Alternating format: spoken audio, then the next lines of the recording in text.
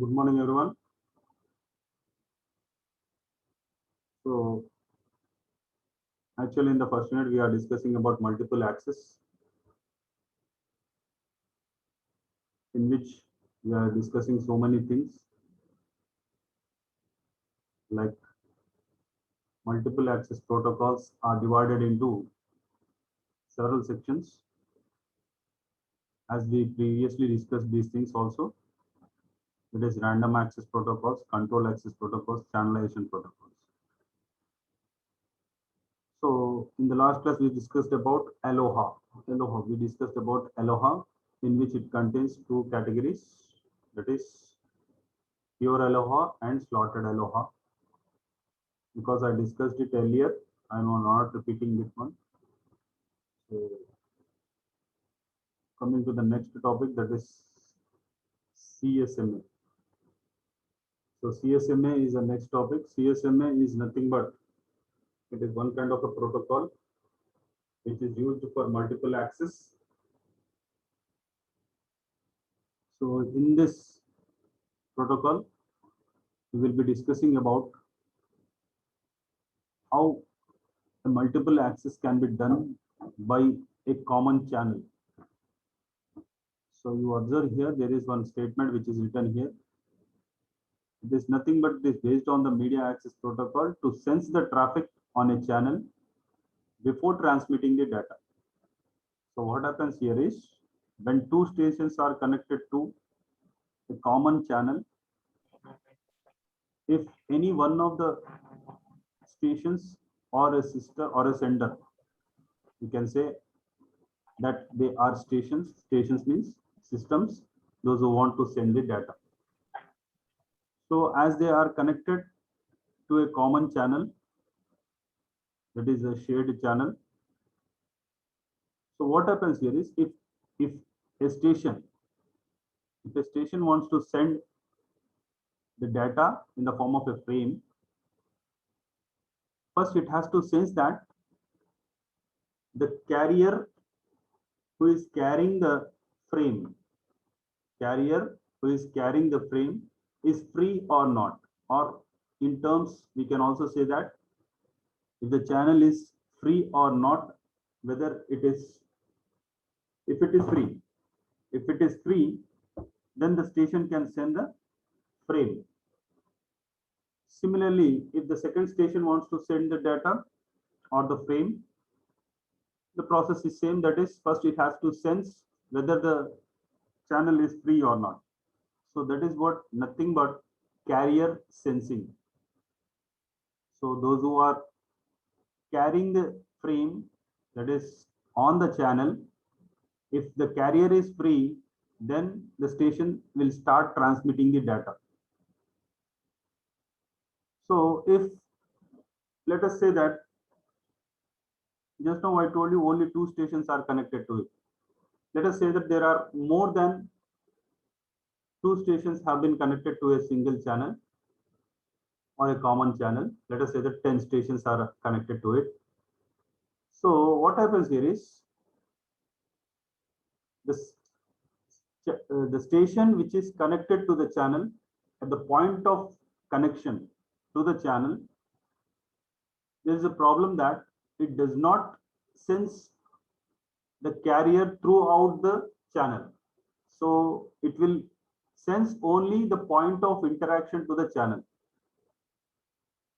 So the station will sense up to the point of interaction itself, not whole channel at once. So that is what the problem. So at that point of time, the station senses that the channel is free. Similarly, the other channel also feels that the channel is free. So as I told you, there are 10 stations. So 10 stations will feel that at the point of interaction, they will be sensing the carrier, that is, it is free, the channel is free. But any system in that channel cannot sense all the point of interactions of the stations. So that is the problem with the CSMA. So what happens here is we have to find out what will happen if they are not sensing all the point of interactions of the other stations. So there will be a collision. So there are other methods are also there. That is CSMA access mode. Kindly mute yourself.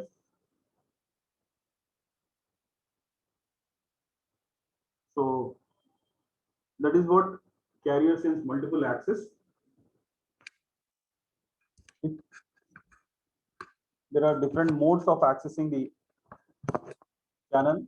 They are, first one is first persistent, second one is non-persistent, third one is P persistent. Only three are there. Ignore this O persistent. So coming to the first persistent, so it is one of the modes of the CSMA protocol in which it defines each node. Okay, it defines each node, and also it will sense first the common channel, that is shared channel, for being idle. If any node which is connected to the shared channel, sensing that the channel is idle, then that node has the capacity to send the data immediately without any delay in time.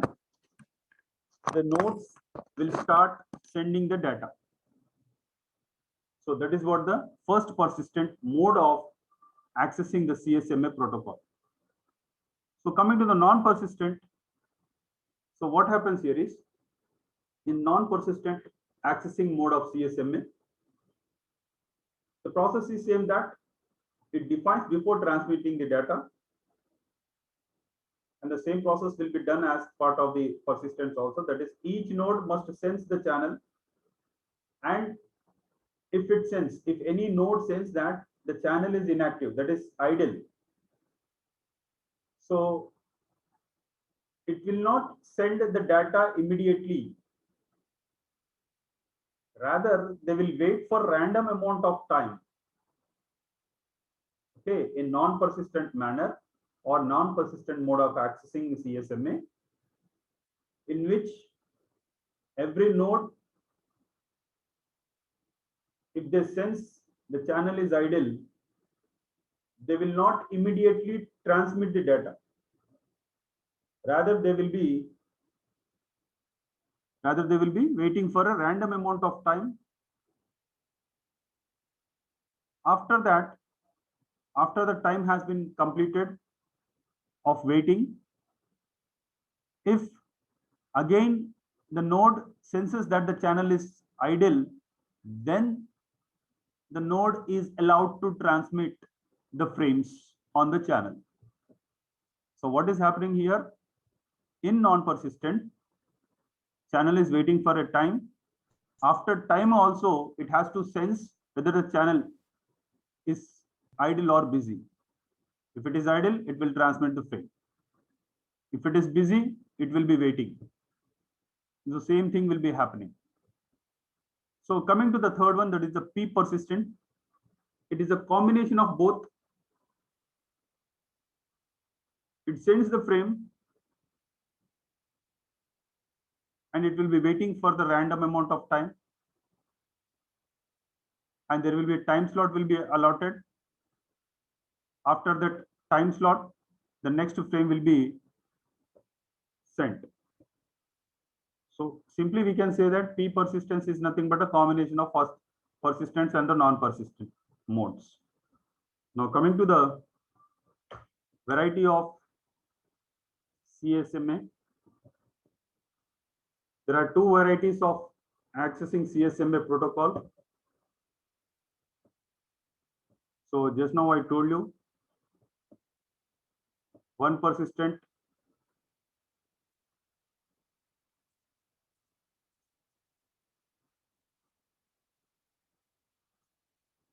before I discuss CSMA CD, you just see this picture. So the first picture defines that it is a first persistence, that is If the node senses that the channel is idle, then it is continuously sending the data. So without any wait in the time, that is, it is not waiting or it is not delayed. When coming to the non-persistence, it is waiting for a certain period of time. After waiting for the certain period of time, it has to sense again the channel is busy or not. Then if the channel is busy, it will wait again. If it is not busy, if it is sitting idle, that is, the channel is not being used by other nodes, then the data can be transmitted. Next, after that, there is a P persistence. So continuously sensing, and you observe here, it is a combination of both. There will be time slots, okay, for transmitting the data. Now coming to the important one, CSMA CD. So according to the CSMA CD, so what is this CD? Anyone can answer this one. What is CD in CSMA? Collision detection, sir. Yeah, right. So according to this protocol, that is CSMA CD, what happens here is, what is CSMA? CSMA is nothing but sensing the channel before transmitting the data, or sensing the carrier before sending the frames. So that is what the CSMA rule. So let us say that there are two stations in which the point of interaction, just now in the CSMA topic, I told you that if two stations are there, there is a common channel between them. In the common channel, it is not easy for the node to sense the channel throughout the other nodes which are connected to it. So what happens here is, the first station believes that there is no frame transferring over that channel. Similarly, the second station also feels that there is no transmission is going to happen. So what is the point of interaction of the two stations? Those two stations will feel that there is no data will be transmitted. There is no data being transmitted over the channel. So as they believe that, so they started, at the same time, they started sending the frame. Okay. They started sending the frame. So after that, what happens? At a certain period of time, both stations sent data frames. The both frames at a particular point, they will collide with each other. Okay, they will collide with each other. And what happens? The first station sending the frame feels that it has sent the frame. Similarly, the second station who sent the frame also feels that the frame has been sent. According to CSMA CD, there is no acknowledgement process. So there is no acknowledgement strategy will be used in the CSMA CD. So how to know that?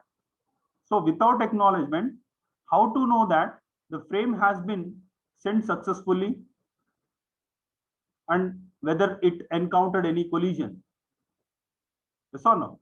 So it feels that, the first station feels that there is something happened, whether it has been sent or not, how to know that? If collision happened, how to know that, how it will be known to the both stations? So the probability of detecting the collision is the main aim of the CSMA CD. So how to detect whether the frames got collided, to which station does it belongs to? How the first station knows that its own frame has been involved in the collision, and how the second station believes that or knows that its own frame got interacted or got collided with the other frames. So to know that, first of all, the first station who is sending, that is first both station sensing that the channel is free to send the data. Okay, the channel is free to send the data. Now next what happens here is, if the first station is sending a frame to know that the frame is being collided or it is collision is going to happen, so the frame size will be as much longer as it can. So the frame size should be more so that it can sense the collision is coming from its own frame itself. So before, let us say that the first station is sending a frame of huge size, until the last bit is transmitted over the channel. Okay, until the last bit. Okay, it means that during transmission of the data itself, the first station has to know the collision has been happened. Similarly, the second station also needs a frame which is of big size.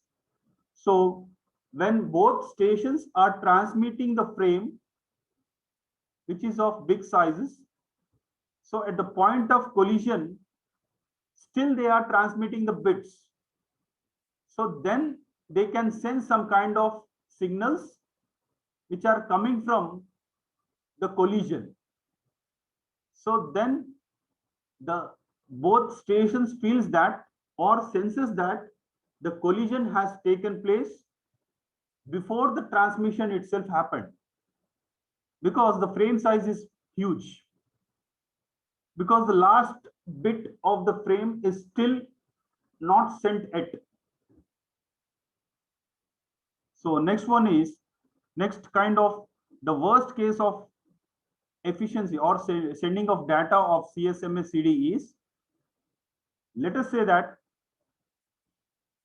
the worst case is nothing but almost, let us say that the station 1 has sent almost the bits it is going to send, it is almost received by the destination. Almost, it means that before 1 second there is one station which starts sending a frame onto the channel.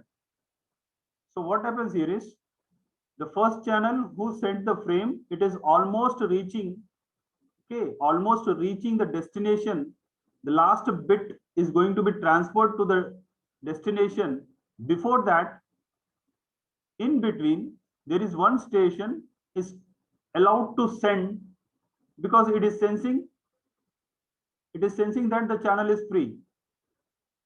Okay, because the point of interaction itself, the sensing capacity is there, not whole through the channel.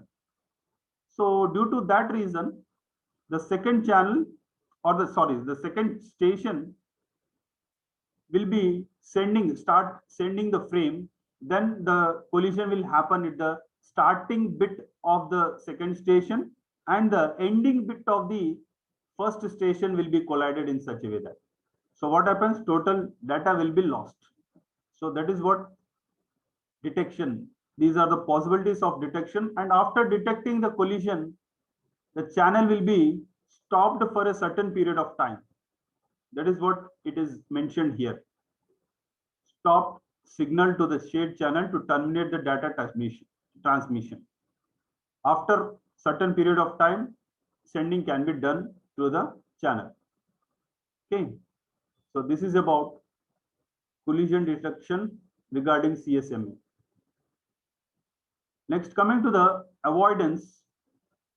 So what happens here is, in this, when a data frame is sent to a channel, it receives an acknowledgement whether the channel is clear or not.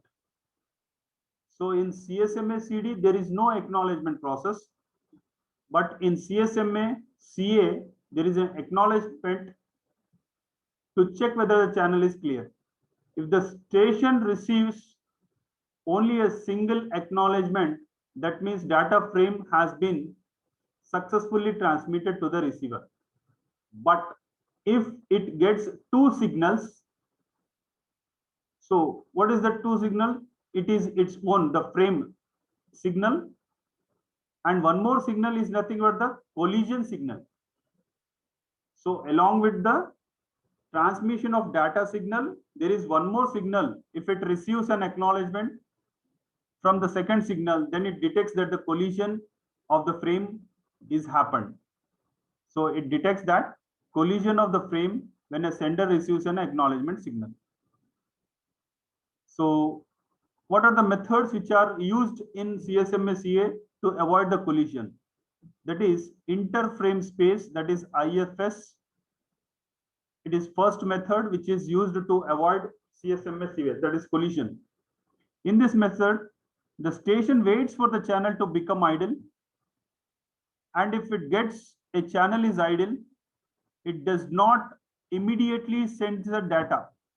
Okay, it will not send immediately data. Instead of this, it waits for a certain period of time, and this time period is called as interframe space or IFS.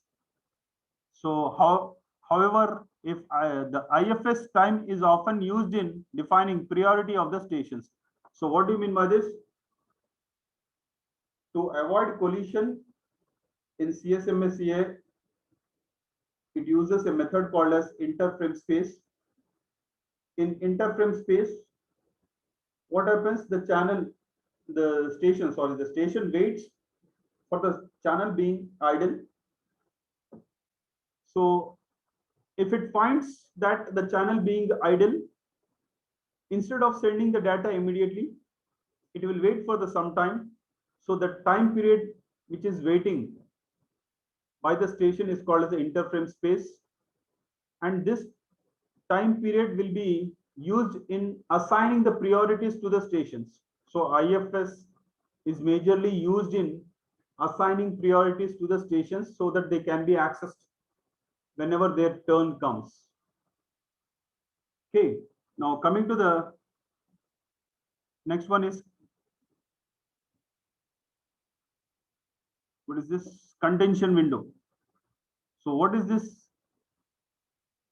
So the time of sending, let us say that the channel being divided into times slots. When the station sends or the station is ready to transmit the data frame, it chooses a slot and the slot as a wait time.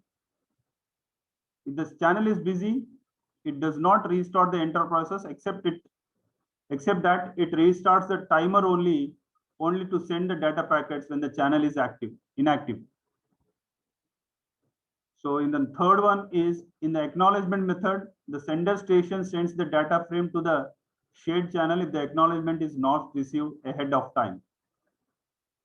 So what is that? If it is not sensing any kind of a collision signal, then it will send the frame. So control, next one is control access protocol. So control access protocol, reservation is one of the topic. Next, polling is the next one. So coming to the reservation, okay, if the channel is being divided into some time slots and every slot has been reserved for a particular station, then every station have some time, yes or no? According to reservation access protocol, if the channel is being divided into time slots, so every slot being allotted to different stations. So if any one of the stations wants to send the frame, they have to send within the time slot. So it does not mean that all the stations have the data to transmit, yes or no? So it does not mean that every station have the data. Only one or two of the stations have the data to be transmitted over the channel. But what is happening here? without knowing that the station has the data to be sent on channel, we are allotting the time slot for them. So what happens here is those who are or those who wants to send the data, they are waiting for their turn because the time slot is not properly done here. And we are considering the stations, those who don't have the frames to be transmitted over the channel. So that is what the problem with the reservation. Okay, reservation is nothing but we are making fix of the time slot for a particular station. So at that time slot only the station will send the data. If the station have the data or it does not have the data, it has to wait for the turn or the time slot. So next comes the polling. So according to the control access protocol, there is the second type of control access is polling. So in polling, what happens here is in the previous case, that is in reservation, we are considering all the stations to be transmitting. That is, we are feeling that in the sense that all the stations have the data to transmit over the channel. But in polling, we will be considering only those stations, those who wants the data to be sent on the channel. So that is what happens here. And one more thing, first, we will be identifying the stations in polling. We will be identifying the stations, those who wants to send the data.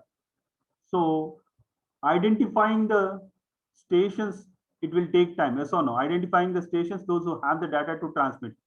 So actual data will be transmitted, those who have as part of the stations. But what happens here is the identifying those who are considered, let us say that making identification of the stations that they are involved in sending the transmission or sending the data over the channel. So what happens here is polling is done. So polling is one kind of a process. Let us say that actual transmission is taking some time and polling, finding out the stations which has the data also being taking time. So what happens here is we are spending more time in finding out the stations who will participate in the polling. So that is what the problem with the polling. So we will come across token passing in the coming classes. I will not discuss right now. So up to now, reservation and polling has been done. Okay, next coming to the third one, that is channelization protocols. Wait for a second.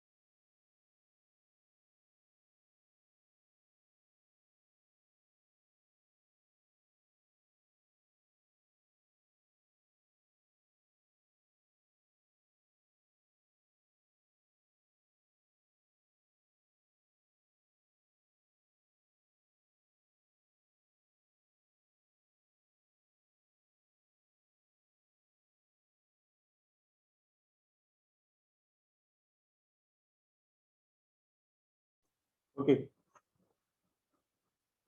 So the third one is under multiple access protocols, the channelization protocols. So what happens in this? In this protocol, that is channelization protocols, it allows the bandwidth or the channel. It will be allowing the channel to be divided on based on, okay, the channel will be divided based on three aspects. They are frequency, based on time, and based on code. So in the first one, that is the first one is frequency division multiple access. So in this method, dividing the bandwidth into equal number of bands, that is equal number of frequencies, okay, equal number of frequencies, so that multiple users can send data with a different frequency to the sub channels. So if we divide the frequency into sub frequencies, so the starting numbers will be different as also. The frequencies will be different for each individual section. So multiple stations can send the data on different frequencies. And each station is reserved with a particular band to prevent a crosstalk between the channels and interference of the stations. So what happens here is every frequency which is divided, okay, because the bandwidth is divided into bands, every band is allotted with the every stations. So every station will be allotted every band. So which are to what is that? To overcome the problem of crosstalk. Crosstalk is nothing but collision, what we can think of it. So this is what the frequency division.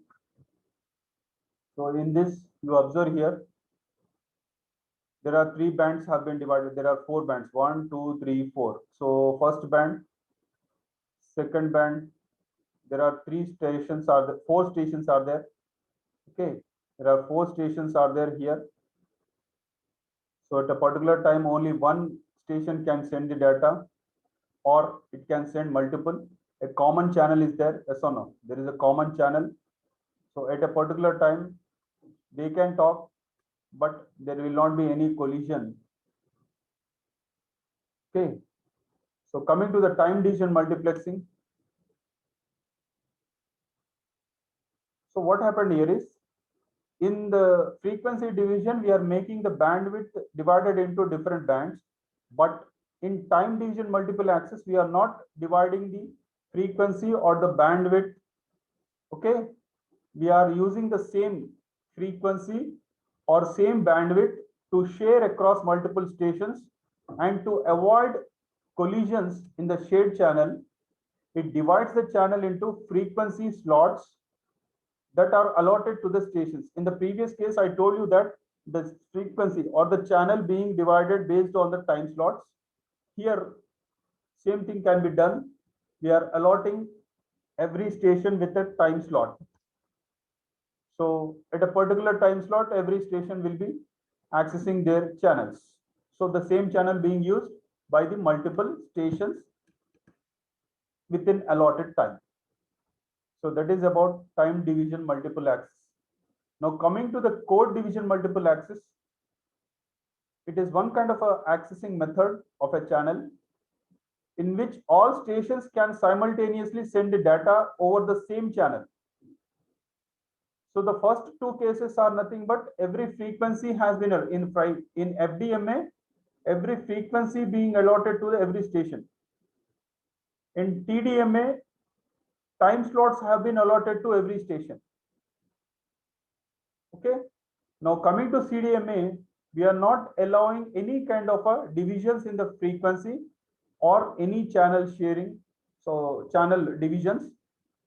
In this CDMA, all the stations can allow to transmit data frames with full frequency on the shared channel at all the times. And it does not require division on the bandwidth on a shared channel based on the time slots also. So it is not considering any times, any frequency. It is using whole frequency. And if multiple stations sends a data to a channel, simultaneously, the data frames are separated by a unique code sequence. So what happens here is, every station is allotted with a unique code for transmitting data over the channel. So this is what happens in the CDMA. So what happens here is, every station has a unique code. So source and receiver, the sender and receiver will be talking to each other. Okay, sender and receiver talking to each other, but they are unique in nature. Yes or no? They are unique in nature. Let us say that in a telephone call, let us say that if I am calling to a person, let us say that my network is Airtel, the other person's network is some other network like BSNL. So what happens here is two different networks, different codes have been designed, but I am able to talk to with them. Yes or no? Two-way communication is happening. So that is what the code division multiplex or multiple access. That is data received by the user if only two persons interact with each other using the same language. Similarly, in the network, if different stations communicate with each other simultaneously with the different code languages. Okay, Airtel will understand some kind of a code and BSNL will understand some kind of a code, but transmitting of data and receiving of data will be done in a common language. Okay, so this is what the multiple access. Okay, multiple access of accessing the network. So this is the diagram of pure Aloha. What happens pure Aloha? At a particular time, see the green bars, collision, duration, these are the bars. That is the station 1 is sending a frame, and after that station 2 is also sending a frame, already sent a frame. Station 3 is sending a frame, so station 4. So multiple accessing is going on, but what happens at a particular time, all the frames get collided with each other because the channel is being not free. So the channel is busy with some kind of a thing. So what happens if we allow all the things, there will be a collision regarding pure Aloha. Now coming to the slotted Aloha, if we allot some time duration for every frame. So what happens here is if one of the station, see, observe here, there is a collision happening here somewhere else. So the frame started here and the station 3 started sending its frame at after the station 1 has sent at a particular point of time, the station 3 is sent a frame. So what happens? Both frames get executed, get collided, and the time is minimal here. Duration, collision duration is minimal, but when compared with this one, pure Aloha, collision duration is more, and slotted Aloha, the collision duration is less. Now coming to the CSMA, so there are three types of access modes are available for us. That is persistent, non-persistent, and P-persistent. So according to persistence, it will transmit the data immediately after sensing that the carrier is free. Next, second one, non-persistence. After sensing that the carrier is free, it will be waiting for a certain period of time. After waiting also, it has to wait for sensing the channel is busy or idle. Then the data can be sent over that one. So the third one is P-persistent, is a combination of persistent and non-persistent. Now next coming to CSMA CD. So it is one kind of a collision detection process. So in this what happens? We are trying to identify the collisions. After finding out the collisions, we will be blocking the channel so that there will be no transmission after collision. After the time period has been done, then the again channel will be released. So it means that channel will be free after certain period of time. Now coming to the CSMA-CA, it is a carrier sense multiple access collision avoidance scheme. So in this what happens, there are three strategies are there: interframe space, contention window, and an acknowledgement. So what happens here is interframe process, it will be waiting for a certain period of time, and the time will be given as a priority to every station, so that stations can be accessed at a particular time. And the contention window is nothing but similar to the polling. Contention is nothing but those who wants to transmit the data, they will be considered and they will be given some time, and after that time the channel will be busy. And after that, in the acknowledgement method, the sender stations will then send the data frame to the shared channel if the acknowledgement is not received ahead of time. So what happens? After certain period of time, if the sender station is not receiving an acknowledgement, it will start sending again the frame. So that is the process which will happen in avoiding the collision. Next, coming to the control access protocol, as we discussed, a reservation. Reservation is nothing but allotting time slots to every station. If the slots have been reserved for a particular station, then that station will be sending within that time period only. If the station does not want, if a station is not obeying to that, then it has to wait a certain period of time. So because of reservation, there will be a problem that every station will not have data to be sent on the channel. So instead of that, there is another method called as a polling is there. Polling is nothing but those who wants to send the data, they will be considered there. Okay, they will be considered according to that, and they will be given a chance to send the data. Next, last one is channelization protocols. In this, we will be discussing about FDMA, TDMA, and CDMA. So the channel will be divided based on so many things, that is frequency, time, and code. So according to frequency, the bandwidth will be divided into different bands. Every band will be given every station. So station will be accessing that frequency only within that frequency. And next one, TDMA. So under TDMA, the frequency will the channel or the bandwidth will be divided based on the time. So every time slot will be given to every station. Now coming to the CDMA. So in this, they can access in this code division multiple access, the channel being accessed by everyone, but every station will have a unique code to transport the data. Okay, every channel, every station will have different unique codes, so there is no problem in communication with that. So this is all about multiple access in computer networks. Okay, thank you one and all.